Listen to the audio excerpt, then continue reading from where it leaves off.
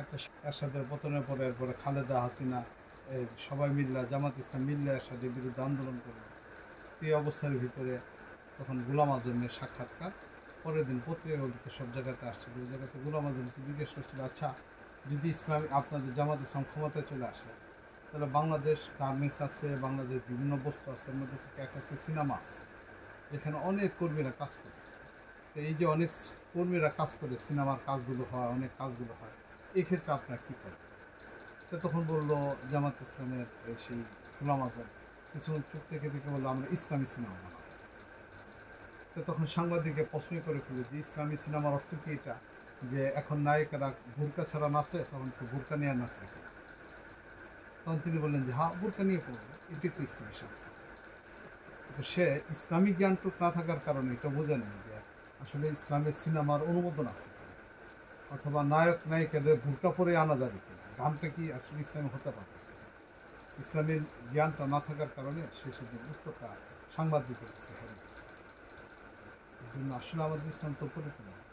আমাদের ইসলামে কতটুকু কে নিবে না নিবে এটাও আমাদের নবী শিক্ষা দিয়ে গেছে। নবীর জীবনের শিক্ষা ব্যবস্থার মধ্যে তো আসে নাই। তাহলে ছবিটাই দিতে হবে কেন? বাচ্চারা এমন একটা দিন মতো দিবে, এরকম দেওয়ার দরকার, ছবি বা দেওয়ার দরকার কি? ছবিটাই বাদ দিয়ে দেবে। মানে আপনি বলছিলেন যে এটা হলো নেক্সট সুরতে একটা ধোকা, যে মানে এটা ছবির আকৃতি দেওয়া বা এগুলো। আমাকে যে যে থিমটা উনি দিলেন, বিড়াল দুটো যাচ্ছে, আচ্ছা এখানে কি একটা আলো আসতে পারে না, যেখানে একটা গাছের ফোকাস বাইরে থেকে একটা বালু ঘর থেকে একটা আলো বের হয়ে আসতেছে, এটাই একটা দূর থেকে একজন পথিক অনুভব করলো যে হ্যাঁ হঠাৎ করে এখানে আলো কেন আসতেছে। ছবি ছাড়াও তো আমরা প্রাকৃতিক ছবিটাকে দেই, এটাকে সাজাইতে পারি, মানুষের ছবি দিতে হবে বা প্রাণের ছবি দিতে হবে, অথবা বিড়ালের সাথেই সেই ছবির আলো বোঝার সম্পর্ক রাখে। কোরআনের আলো এটা তো বিড়াল বোঝার। যদি এমন হয় যে বিড়ালটা ছবির দিকে মানে আমাদের দিকে বইতে, যেমন আমি আপনাকে ছবিগুলো দেখালাম যে আমাদের মুখটা দেখতেছে, মুখ দেখায়, যদি না দেখায় পিঠ দেখায়, এমন যদি হয় যেটা অস্পষ্ট, তাহলে হয়তো হতে পারে। মানে দুইটা বিড়াল, যেটা উনি বললেন যে গল্পের ভাষা অনুযায়ী বিড়াল কোথাও যাচ্ছে, যাওয়ার ক্ষেত্রে তো তাহলে তো রাস্তার মধ্যে পিছনটা বুঝাবে, সামন বসা এটা তো বোঝানো, এটা দরকার নেই। তাহলে উনি যাচ্ছে, অথবা কোনো মানুষ নামাজে যাচ্ছে বা এই ধরনের যদি কিছু বুঝাইতে চায়, তো পিঠ তো দেখালে সমস্যা নেই।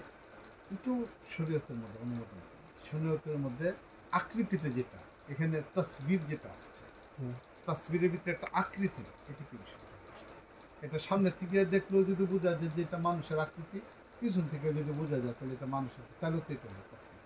আচ্ছা, এখানে চোখ কান নাক মুখ এগুলো কোনো বিষয় না, এটা ছাড়াও তো একটা মানুষ বোঝা যায়, মানুষ বা প্রাণীকে বোঝানোর উপায় নেই। ও না, মানে চোখ কান নাক মুছা দিলেও বোঝা যাবে যে এটা একটা প্রাণী অথবা মানুষ, এটা বিড়াল বা ভাগ, সুতরাং তাও তো এটা ছবির মধ্যে পড়বে, বা পিছন থেকে হইলেও তো বোঝা যাবে। ছবির এটার মনে করেন যে না যায় যে কারণ কি?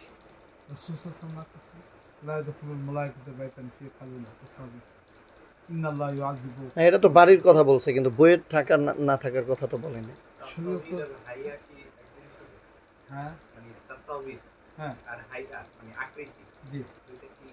আল্লামা তাকি ওসমানী সাহেব একই আকৃতি বলছেন, হায়াতেরটাই রূপ চলে আসছে, যেটা হলো তাসবির। শরীয়ত এটাকে না যায় বলছেন, শরীয়তের কাজের মধ্যে তো কোনো হেকমত আলোচনা দরকার নেই, রাসূল না করছেন এবং বলছেন আসাদুল আযাবি আল মুসাফফির, যারা ছবি অঙ্কন করবে কিয়ামতের ময়দানে আল্লাহ রাব্বুল আলামিন অন্যদের তুলনায় তাদের শাস্তি বেশি করবেন। তো শরীয়ত যেখানে না যায় বলছে আমরা এটার উপরে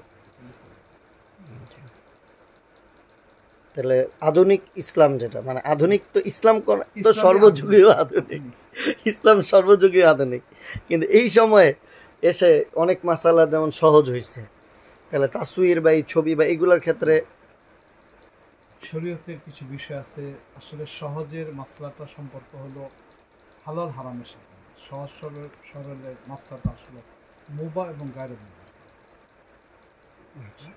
কখনো কখনো কি হয়ে গেছে মুবাহ, এই কারণে শরীয়তে অনেক জায়গায় কি করে দিচ্ছেন, শিথিলতার মধ্যে চলে আসছে। মুবাহ মানে জায়েজ, জি জায়েজ, এটা আমল করে দিচ্ছেন। কিন্তু হালাল হারামের মাসলাটা যখন চলে আসবে তখন এখানে বাংলাদেশে 18 বছরের বেশি মানে জায়েজ না জায়েজ এই জায়গাগুলোতে শরীয়ত একটু শিথিল নাই, শিথিল নাই। না, হারাম হালালের হালাল। ক্ষেত্রে কোনো শিথিল নেই। যেমন এখন বাংলাদেশ আইন করছে 18 বছরের উপরে হলে মদ খেতে পারবে।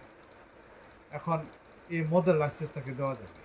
এবং বাংলাদেশে এখন নতুন করে আইন করতেছে যে মদ কেউ যদি খাইতে চায় তাহলে এটার জন্য আলাদা একটা জায়গা, যেটা আগে আমাদের বাংলাদেশে ছিল না। এখন বাংলাদেশে অনেক এয়ারপোর্টে বিভিন্ন জায়গা এটা সিগারেট খাওয়া লিগে আলাদা ঘর বানায় দিতেছে। এর অর্থ হলে এটা উম্মা ভালো হলে কি হালাল হয়ে যাবে? হারাম যেটা এটা হারাম, কেমন পর্যন্ত হারাম, সবার জন্য হারাম। এটা এখন আধুনিকতার নাম দিয়ে যদি আমরা বলি হবে না, এটা হারাম।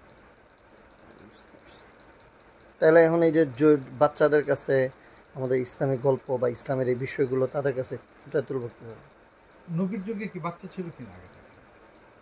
না, এখন তো নবীর যুগে এমন কোনো ইহুদি বা খ্রিস্টানরা ছিল না যে বাচ্চাদেরকে তারা গল্পের বা কোনো কিছু দিয়ে ঘায়েল করবে। এখন তো ইউটিউব থেকে শুরু করে আমাদের ইমাম সাহেব, মানে সেদিন একজনে দেখলাম যে সে তার বাচ্চারা কান্না থেকে থামাইতেছে ইউটিউব দিয়ে। তো কী করবো, খাইতে চায় না, ইউটিউব ধরাই দিচ্ছে।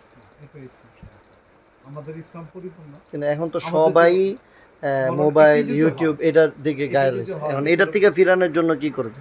কোনো ব্যক্তি যদি এই কথা বলে যে মানে এখনের যুগে বাচ্চাদেরকে ফিরানোর জন্য এটা লাগবে, অন্যরা এটা করছে, আমাদের ইসলাম পরিপূর্ণ।